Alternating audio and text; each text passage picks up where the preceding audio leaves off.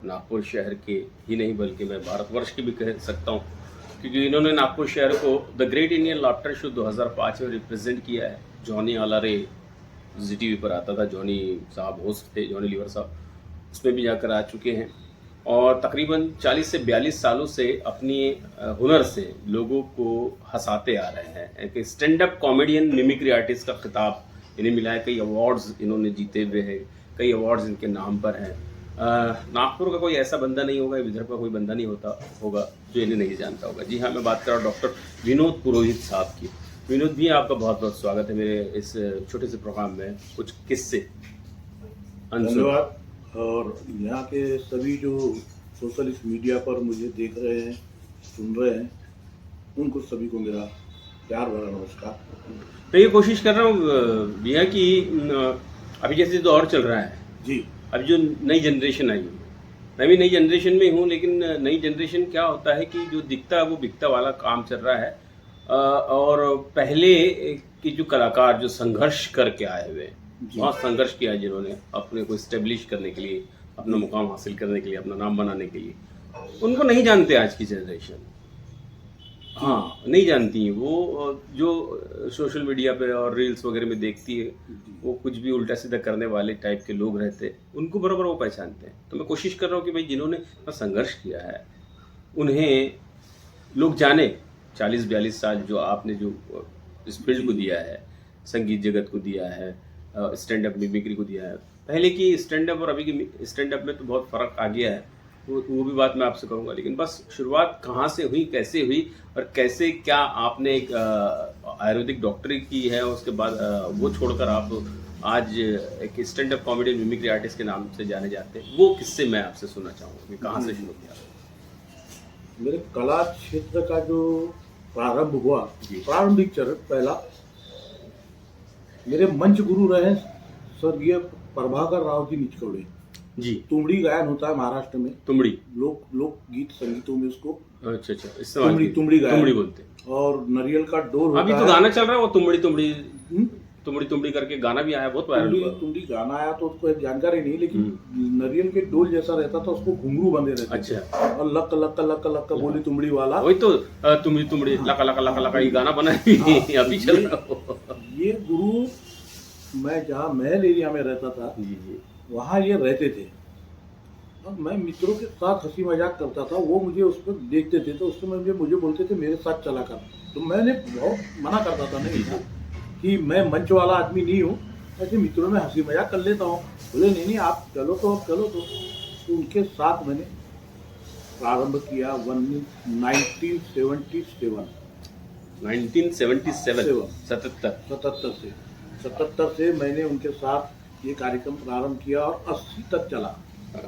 और इतने माने गांव में, खेड़ों में, शहरों में भी, लेकिन जहाँ ऐसा भी होता था कि सिर्फ दरी बिछी है उसमें बैठ के करना, और वो पुराने जमाने के बड़े माइक जी, साधारण जो एम्पली छोटा सा एम्पलीफायर रहता था, छोटा सा वो उसी मारता था, इको वगैरह तो रहता नहीं था। उसमें मैंने अपने हाथ से की शुरुआत उनके उसमें की। तो मैंने मंच गुरु माना कि अगर वो मुझे नहीं ले जाते तो संभवतः मैं इस क्षेत्र में नहीं आ पाता। फिर 1980 में म्यूजिकल विनर्स जी ऑर्केस्ट्रा फॉर्म हुआ, विजय कीर्तन जी का म्यूजिकल विनर्स ऑर्केस्ट्रा। उसके एक आध शो दो हुए होंगे बस। उसके बाद ही कोई उसमें का एक कलाकार मुझे बुलाने आया कि आप ऑर्केस्ट्रा में चलो। तो मैंने कहा मुझे साहब कुछ भी नहीं आता है, मैं ग्रामीण टाइप के छोटे मोटे कुत्तों की आवाज़, जानवरों की आवाज़, रेडियो जिंगल, रेडियो समाचार कैसे बोले जाते हैं उनकी टून यही सुनाता था बस में। तो उस समय तो स्टैंड अप कॉमेडियन या मिमिक्री आर्टिस्ट नहीं बोला जाता था, नहीं बोला जाता था, नकलाकार या फिर कॉमेडी कलाकार, हास्य कलाकार यही बोला जाता था। लेकिन उनको जब उन्होंने मुझे बहुत हिम्मत दी कि ये नया ग्रुप है, यहाँ सभी सीख रहे हैं, आप भी इसमें डेवलप हो जाएंगे, चलिए तो तब मैं जाकर के म्यूजिकल विनर्स ऑर्केस्ट्रा को ज्वाइन हुआ। उसके बाद जितने ऑर्केस्ट्रा आते थे, पहले नागपुर में बहुत ऑर्केस्ट्रा आते थे, बहुत शो होते थे, धनोटे, रंग मंदिर, बर्डी, और वो शो मैंने अटेंड करने शुरू किए। उसमें के हर मिमिक्री को, कॉमेडियन को अटेंड करना और उससे सीखना। मुझे पूछा भी जाता था आपको किसने सिखाया है, मैं बोलता था सीखने की चीज़ है ये, सिखाने वाला नहीं होता नहीं इसमें, होता। ये आत्मसात करना होता है आत्मसात करना। और गॉड गिफ्ट भी है।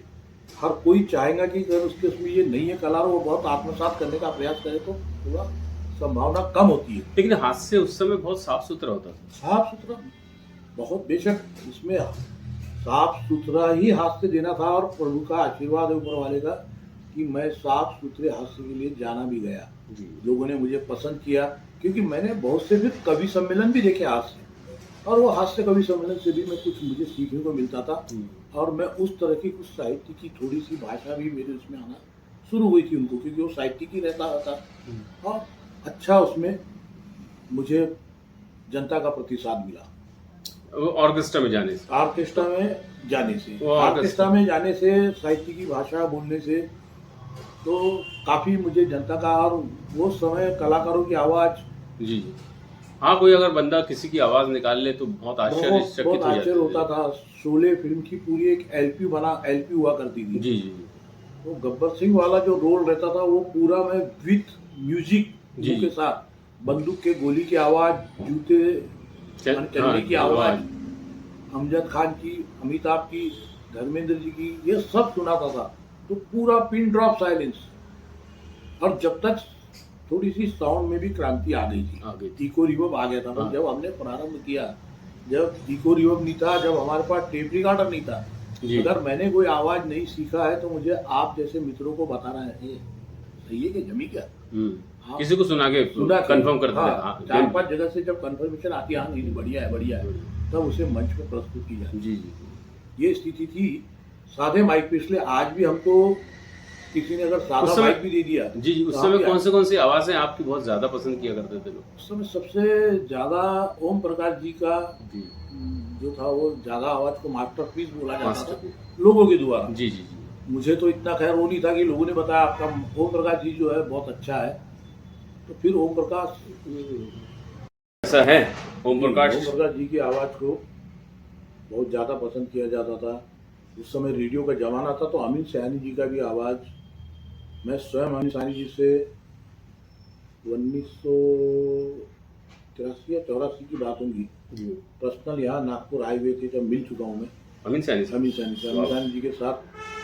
अमीन सयानी जी के सामने अमीन सयानी जी का आवाज़ सुनाया हूँ, और जिस हार से मैंने उनका सत्कार किया था, वही हार उन्होंने मेरे गले में डाल दिया। अरे वाह, क्या बात है।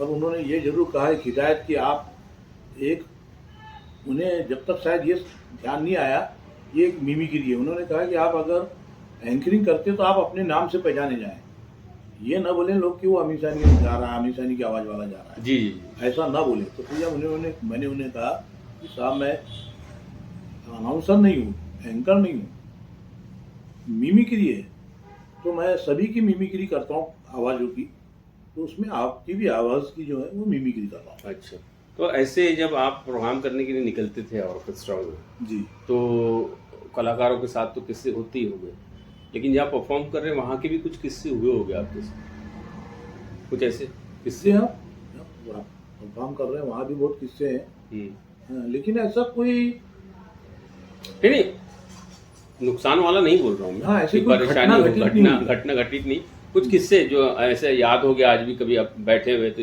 वो दौर को याद करते हुए चेहरा खिल जाए, ये ऐसा कोई याद आ जाए किस्सा अपने साथ हुआ है, और जो हंसी मजाक होती थी गाड़ियों में। हाँ, गाड़ियों में तो समझ लीजिए उस समय पेमेंट क्या मिलता था? हाँ, गाड़ियों में तो सबसे ज्यादा फेमस ही मैं था हंसी मजाक। जी जी जी, क्योंकि हंसी मजाक वाला, एक विशेष बता दूं आपको, सिर्फ मंच पे हंसी मजाक नहीं होना, आपको अपने लाइफ में भी, नेचर में भी थोड़ी हंसी मजाक होना चाहिए, और तब जाके आपकी, क्योंकि एक कॉमेडी प्रैक्टिस वही होती है उसकी।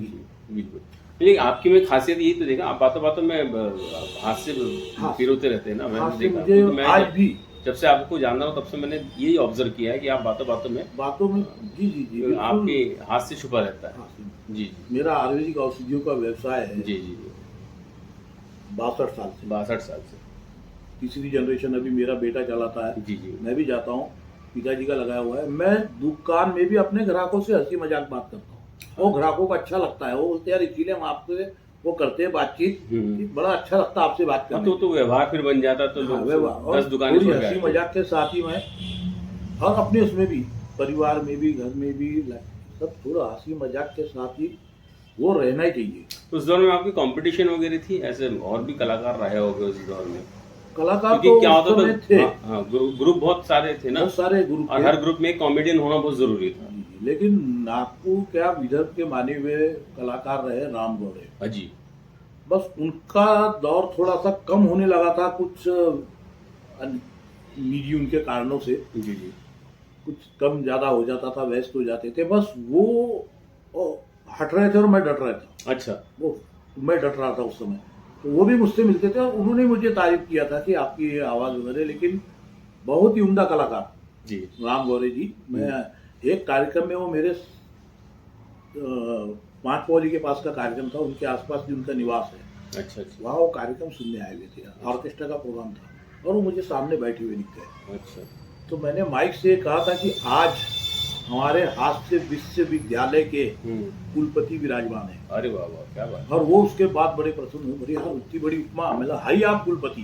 नहीं, कुलपति की उपाधि मिलने भी चाहिए उनको, क्योंकि एक अलग ही मुकाम था, बहुत अलग गौरे मुकाम साहब। था, उर्दू पे बहुत बढ़िया पकड़ थी बहुत उनकी, बड़ी पकड़, अनाउंसर भी लेखक वैसी, बहुत अच्छे थे, लिखते भी थे, आर्टिकल आते थे उस समय आर्टिकल के पेपर में। जी जी जी जी। और उस समय के, अगर मेरे समय के जो हास्य कलाकार थे, राजू गाइड बहुत अच्छा कलाकार, शायद आपने देखा भी या नहीं, मैंने नाम आज पहली बार सुन रहा हूँ, राजू गाइड। बहुत बेहतरीन कलाकार वो भी, राजू गाइड, पीटर गुलदेवकर। हाँ, पीटर गुलदेव, माने ये मेरे समय रॉक में ऑर्केस्ट्रा वाले क्या पीटर गुलदेव? पीटर ऑर्केस्ट्रा नाम से था। अच्छा, पीटर ऑर्केस्ट्रा, पीटर गुलदेवकर। अच्छा अच्छा। शेखर घटाटे।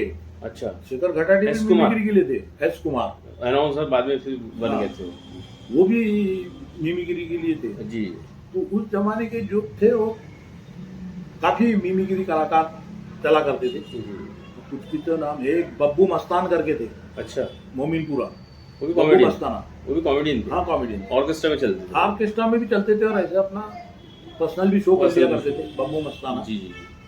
बहुत समय थे उस समय, लेकिन उन सब कलाकारों के बीच में मुझे भी स्थान मिला, ये अच्छा रहा। अच्छा, बड़ी अच्छी बात की है आपने, लेकिन उस दौर की कंपटीशन नहीं रहती होगी, बस वो अपना अपना आइटम दे रहे हैं, आप अपना आइटम दे रहे हैं, और सबका एक फिक्स आइटम हो जाता था, सब एक थीम लेके। पहले तो थीम ही नहीं हो रहा था। तो आपकी अलग पहचान कैसी बनी इन लोगों के बीच में? पहले तो थीम नहीं हुआ करती थी, पहले सीधे जिस कैरेक्टर, जिस कलाकार की आप आवाज सुना रहे हो उसके फिल्म का नाम लेना पड़ता था। अच्छा अच्छा। शत्रुघ्न सिन्हा फिल्म कालीचरण। कालीचरण, अच्छा। तो लोगों के ध्यान बन जाते तो लोग क्या सोचते थे, हाँ यार अपने पिक्चर देखी और ऐसी आवाज है। बाद में ये ट्रेंड बदला, कुछ जानी लीवर जी ने चेंज किया, कुछ सुधीर भोसले जी ने चेंज किया, क्योंकि जो होता है मुंबई से आता है और उसको देख के फिर अपने को भी चेंज करना पड़ा। फिर अपन ने अपने अपने आइटम, तो मैंने अपनी एक डायरी बनाई, उसमें मैं आइटम लिखा करता था। एक समय रेडियो पर कार्यक्रम आता था, एस कुमार का फिल्मी मुकदमा। अच्छा, एस कुमार की अदालत, ऐसी कुछ वो आता था। उसका मैंने अशोक कुमार का फिल्मी मुकदमा। अच्छा, ये मैंने थोड़ा सा सुना है ना दर्शकों को, थोड़ा ये अच्छा मैंने सुना। अब उस समय के जो होंगे वो याद करें कि वो जमाने के कलाकार की आवाज, कि अशोक कुमार जज है, पुकारा जो किया जाता है अदालत में, वो असीत सेन। अच्छा, असीत सेन साहब, मोटे से आवाज एकदम हाँ, ये मेरा बनाया हुआ था और उसमें मैं एक एक कलाकार को प्रस्तुति कैसी करवाना, तो उनको अदालत में पेश किया जाता था, आवाज देते थे वो कलाकार के नाम से थे। हाजिर हो, तो जैसे अशोक कुमार,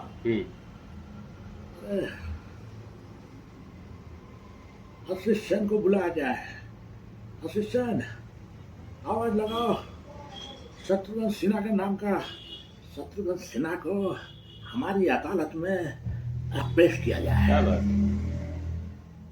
शत्रुघ्न सिन्हा अदालत में हाजिर हो। अरे बाबा, क्या बात, ये आगे शत्रुघ्न। उन पे सिर्फ एक ही डायलॉग बोला जाता था, कि सबको एक ही डायलॉग बोलना था कि मैं गीता पे हाथ रख के कहता हूँ, जो भी कुछ कहूंगा सच कहूंगा, सच के सिवा कुछ नहीं कहूंगा।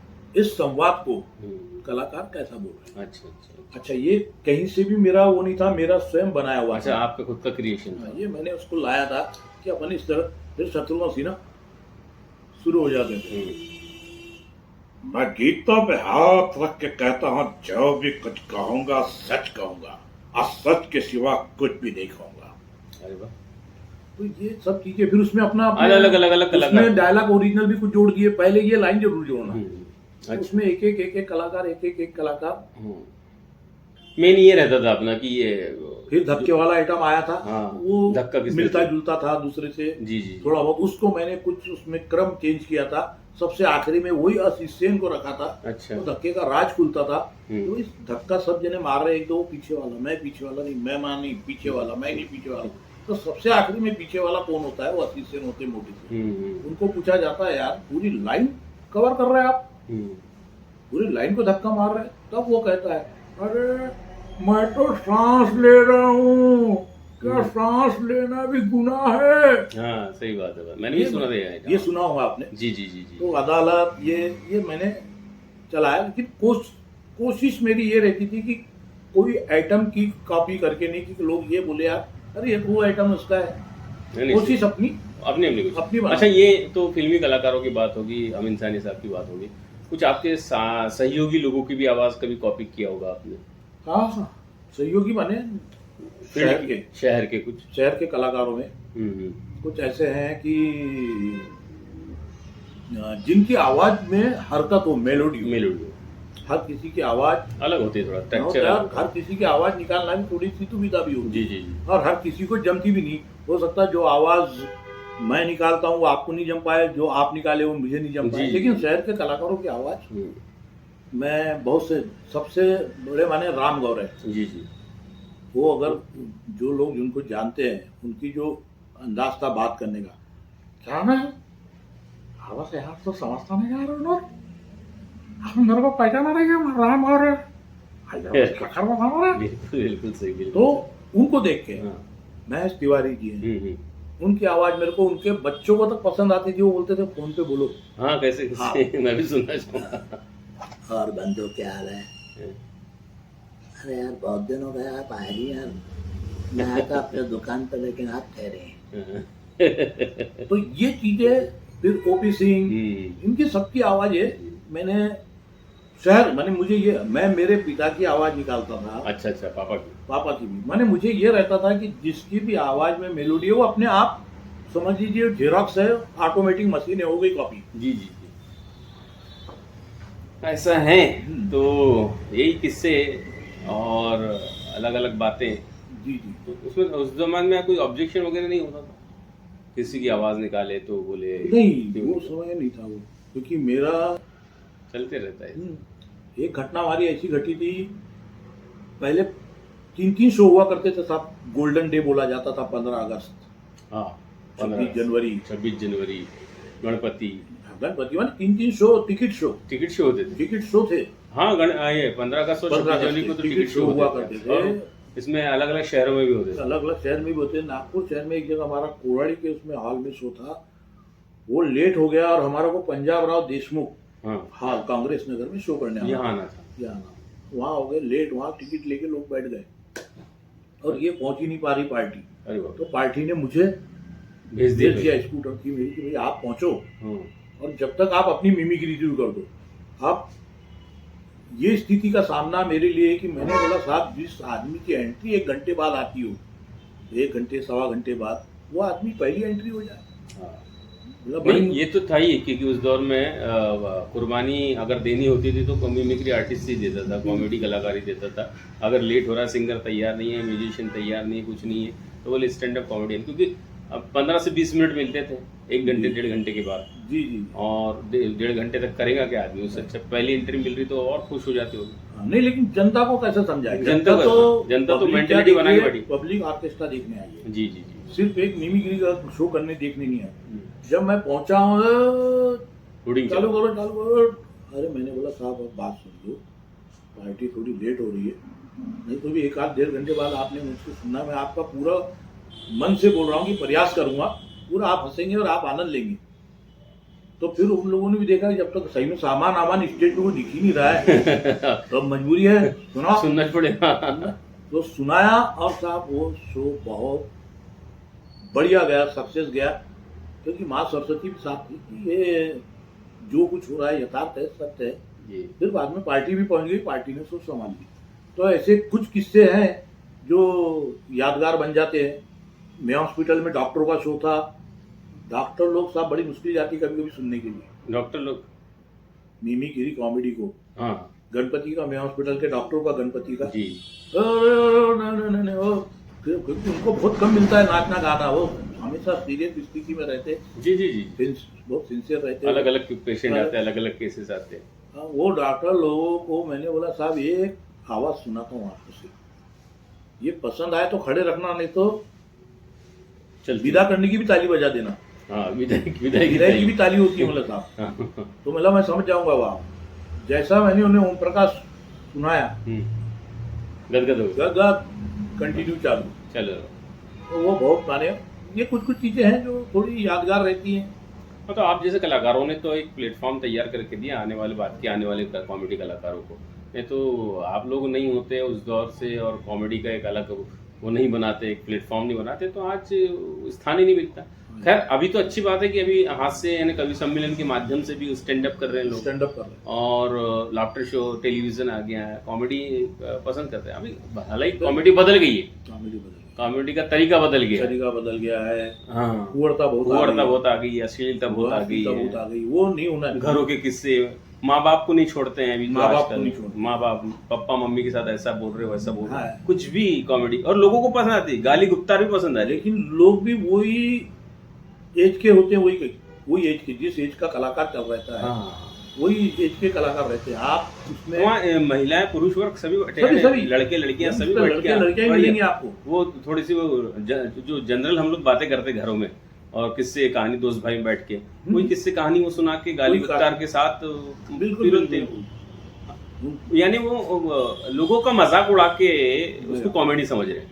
कहाँ तक सही है? नहीं, बिल्कुल माने मेरी दृष्टि में बिल्कुल गलत है वो।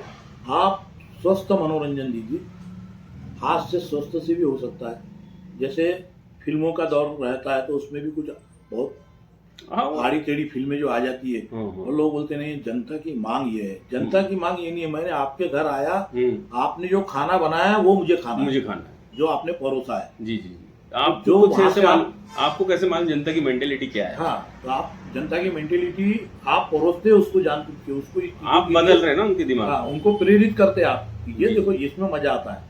और होता है एक स्वाभाविक है कि थोड़ी बुराई जल्दी ले लेता आदमी, अच्छाई थोड़ी देरी से, क्योंकि हम आपके कौन जैसी फिल्म भी उसी पीरियड में बनी है। बनी सही बात है, पूरा परिवार बैठ के देख, पूरा परिवार बैठ के आज नहीं देख सकते, वेब सीरीज और टेलीविजन पे भी जो इतने सीरियल आने लग गए थे तो महाभारत और रामायण उसमें थी कि हर वर्ग का लोग देखता था, पूरा रोड सुनसान हो जाता। ये सब चीजें भी तो दी गई, सभी ऐसा नहीं था कि वो स्पेशली एक समुदाय दिख रहा हो, सारे लोग देखते थे, सभी लोग पसंद करते। एंटरटेनमेंट का साधन नहीं था, और बड़ा अच्छा लगता था, लेकिन किससे कहानियां उससे तो देखते थे। मैं बोलता हूँ उस पीरियड में इतने टीवी बिके होंगे, क्योंकि जिसके यहाँ नहीं बेचारा दूसरे के यहाँ जाके देखता था, और वो उसके लिए उतना समय निकालता था। हाँ, तो उस समय तो जब टीवी नहीं होता था तो दुत्कार भी देते थे पड़ोसी लोग, आ गया टीवी बंद कर देना, भगा देना। सही बात है, अभी ये दौर बहुत बदल गया है, और अब स्थिति सब जगह फोड़ता और ये आ गई है, वो मेरा ख्याल उचित नहीं है। आपने देखा होगा कवि सम्मेलन में भी कवि बैठ के बोलता था। जी, आजकल खड़े हो गए, कभी भी खड़े हो गए आजकल, कभी भी खड़े हो गए, नहीं तो कभी लोगों के लिए अब कभी कहीं पे भी खड़े हो रहे हैं आजकल। हाँ, और हमको भी कवि सम्मेलन में शामिल हो रहे हैं। नाम कविता का बोलते हैं, कवि सम्मेलन है, लेकिन वो कविताएं नहीं होती, कविताएं नहीं, वहाँ यही फुहड़पन और यही इसकी खिंचाई उसकी खिंचाई और स्टैंड अप भी करते हो। कवि सम्मेलन में कविताएं बहुत कम देखा। अच्छा है कि कवियों में अभी अश्लीलता नहीं आई है। पहले के कवि सिर्फ कविता, कोई पैरोडीकार होता था, कोई साहित्यकार होता था, कोई अलग अलग इस पे सुनाता, कविता भी हास्य कविता होती थी। लेकिन चुटकुले तो उस समय भी होते थे, लेकिन चुटकुले जो थे, लेकिन आजकल स्टैंड अप हो गया ना। तो मैंने हुल्लड़ मुरादाबादी जी नाम सुना होगा आपने? जी, हुल्लड़ मुरादाबादी, काका हासरती, इनके जोक्स भी इतने फेमस होते थे, बहुत। वो रिकॉर्ड प्लेयर का जमाना था, रिकॉर्ड प्लेयर, उनके रिकॉर्ड प्लेयर बिकते थे। जी, आपके दौर में वो भी थे जबलपुर के नायकर, उनके घर भी जा चुका हूँ मैं, उनके साथ मंच भी साझा किया मैंने गोंदिया में। जी। और नागपुर में भी किया। बहुत ही सरल और बड़ी प्यारी कॉमेडी करते थे वो। बहुत ऑब्जर्वेशन बड़ा तगड़ा रहता था उनका, हम्म। क्योंकि वो गुपचुप के ठेले पे लड़कियां कैसी बात करती है, हाँ। स्काईलैब गिरने वाला है। मैं कहता हूँ कि उस समय के बहुत सुपर माने कई दूर दूर तक कलकत्ता, हैदराबाद और बहुत जगह दूर दूर तक जाते थे। जी, तो आपका ऐसे कुछ स्पेशलिस्टी रही होगी उस समय में, आपके जो स्टैंड अप रहता होगा, हास्य रहता होगा, उसमें भी कोई ऑब्जर्वेशन रहा होगा आपका भी। जैसे वो आपका, मैंने गोपाल की हंसी वाला वो बहुत अच्छा लगा था मुझे। हाँ, वो जोक्स ही था, जोक्स ही था वो। मैंने पब्लिक के बीच में से उठाया हुआ, तो मैं बहुत कम प्रस्तुति करता था, जोक्स ही ज्यादा सुनाता था, क्योंकि सिर्फ ये ट्रेन वगैरह का जो है अनाउंसमेंट, उसकी आवाज, उसमें थोड़ा सा कॉमेडी डाल देना, लोगों को कैरेक्टर अलग अलग, मद्रासी रहेगा तो ट्रेन का अनाउंसमेंट कैसा करेगा, पंजाबी रहेगा तो उस कैसा, जी यही ज्यादा चला। पब्लिक के बीच में से जो नायकर उठाते थे, जी, वो बहुत गजब की चीज। नहीं, आपका वो ट्रम्पेट भी बहुत जबरदस्त था ना। ट्रम्पेट जरूर, मैं वो नुक्कड़ करके जो सीरियल आया था, जी, तो उसमें वो ट्रम्पेट मास्टर का एक रोल था और एक धुन बजाई जाती थी। तो मेरा ख्याल है शायद वो गीत है, कैसा कुछ है, दिल की कहानी छोड़ जा, अपनी निशानी छोड़ जा, दा दा दा दा दा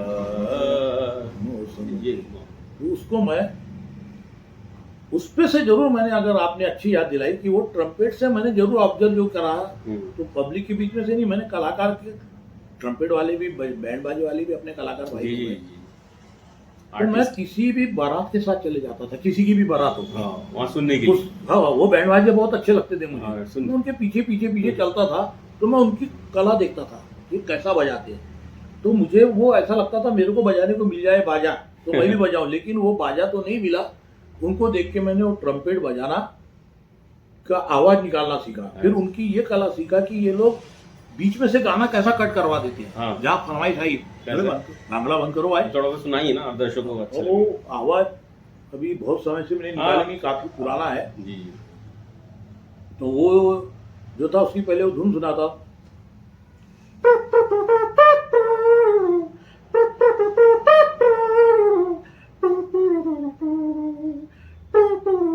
इसमें इको रिवर्ब माइक का साउंड बहुत जरूरी लगता था। फिर वो जो भांगड़ा चल रहा है, तो भांगड़ा चलते चलते बीच में से उनको कट करना पड़ता था, फरमाइश आ जाती, फरमाइश आए, कहीं के पान लगाओ, कहीं के पान।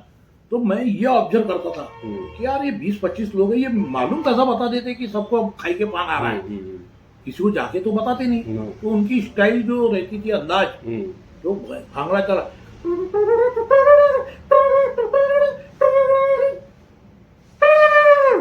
खत्म, वहां से समझ जाना कि क्या बना सूझा।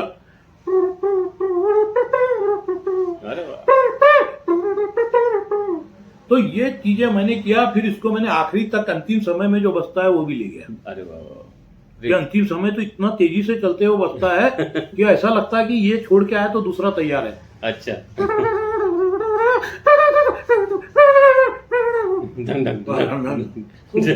उसको लोगों ने वाकई बहुत आनंदित किया। उसके लिए मैं आपको एक सत्य चीज बताता हूँ। जगदीश बैंड पार्टी करके, जगदीश बैंड, उसके मालिक का नाम था गंभीर दास अड़ागढ़े, गंभीर दास मालक। अच्छा। लकड़गंज पुलिस स्टेशन का गणपति, उसपे मैं वहाँ प्रोग्राम कर रहा हूँ, वो वहाँ स्कूटर से जा रहे हैं, ट्रम्पेट का वो चल रहा है, वो बैंड वाले मालक रुके और उन्होंने वो रुक के सुना, मेरा पता निकलवाया, दूसरे दिन मुझे बुलवाया ऑफिस में। मैंने यार कहीं नाराज होते क्या, हमारी हंसी उड़ा रहे थे। वो बोले भाई आपको सिखाया किसने, बहुत बढ़िया। बोले मैं कभी रुक के प्रोग्राम नहीं देखता। अच्छा। लेकिन आप इस ट्रम्पेट को बहुत प्रसन्न हुए हो, चाय पानी नाश्ता, बोले यार आप बोलो बिल्कुल, बहुत मेरे को बड़ा आनंद हुआ। तो एक धर्मा करके कलाकार हुआ करता, अच्छा, ट्रम्पेट बजाने, हमारे ऑर्केस्ट्रा में थे, और वो उनके बोले आपको धर्मा ने सिखाया गया। मैंने देख के सीखा। बोले बारातों में जा के सीखा मैंने। और सही में बाराती में जाता था, मुझे बड़ा अच्छा। तो क्या है ऑर्केस्ट्रा में उस समय इंस्ट्रूमेंट भी सारे होते थे ना, सारे कॉस्टिक होते थे सब लोग, अकॉर्डियन अलग हो, गिटार अलग हो, बास गिटार अलग हो, सैक्सोफोन, फ्लूट, ये सारी चीजें हुआ करती थी। अभी तो वो दौर ही चले गए, अभी सिर्फ एक लड़का गिटार बजा के खुद ही गा लेता है, खुद ही गा लेता है। ड्रम बजाने वाला रहा तो रहा, नहीं तो केजॉन बॉक्स रहा, उसी पे पूरा संगीत हो जाता उसी पे पूरा संगीत। 150-200 लोग जो बजाते गाने को, तो 2 लोग ही उसका कर देते हैं। आप तो समझ गए हो। मैं जब ऑर्केस्ट्रा में आया तब तो मुझे साहब न ये बोलना आता था, अकॉर्डियन, कोंगो, तुम्बा, ये शब्द बोलने नहीं आते थे। मैंने इनको पहले कहा था, मतलब देखो मुझे कुछ नहीं है, मैं जीरो हूँ, क्योंकि मैं तो रेडियो के आकाशवाणी के समान, ये आकाशवाणी है जी, अब आप पूरे समाचार सुनिए, ये रेडियो की धुन, फिर जिंगल, तंदुरुस्ती की रक्षा करता है लाइफ बॉय है जहाँ तंदुरुस्ती है वहाँ, तो वो उसमें मैं पैरोडी बना के देता। तो चलिए विनोद पुरोहित जी से आज हमने मुलाकात की, पैरोडीकार, हास्य कलाकार, stand up comedian, mimicry artist, the great Indian laughter show, उसके बाद जॉनी आ रहे हैं, और उसके बाद पिछले 42-43 सालों से बजाते आ रहे हैं, हंसाते आ रहे हैं, सॉरी। और आज उनके साथ ये बड़ा अच्छे मुझे पॉडकास्ट करने में मज़ा आया। कुछ बड़ी प्यारी प्यारी सी बातें आपने की, आज किससे सुना है, उसके लिए मैं आपका ऋणी हूँ, आभारी हूँ, और फ्यूचर में भी आप लोगों को ऐसा हंसाते रहें, यही मनोकामना करता हूँ। आपका बहुत बहुत धन्यवाद, आप सभी का धन्यवाद। आप इतनी मेहनत करके सबके लिए कर रहे हैं, हर कलाकार को आप प्रोत्साहित करने जा रहे हैं, बहुत अच्छा है। पुरानी यादें निकाल रहे हैं, वो होना चाहिए, पुरानी यादें।